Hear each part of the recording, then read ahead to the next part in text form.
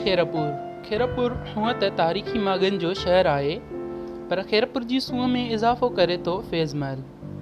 खैरपुर टालपुरनि जी अहम तरीन रियासत हुई। अॼु बि खैरपुर खे ॾिठो वञे त केतिरियूं ई क़दीम जॻहूं आहिनि। खैरपुर जी शानदार तारीख़ी जॻह फैज़ महल आहे।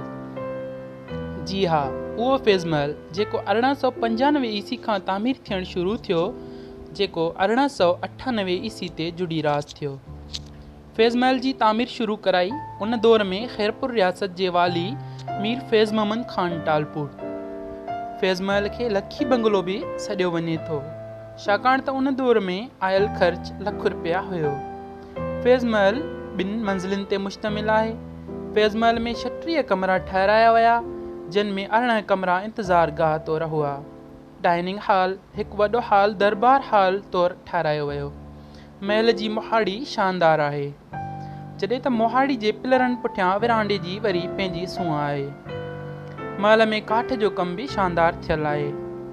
फैज़ महल 12 एकड़नि जी एराज़ी ते मुश्तमिल आहे, जंहिंमें ख़ूबसूरत बाग़ीचो पिणु आहे।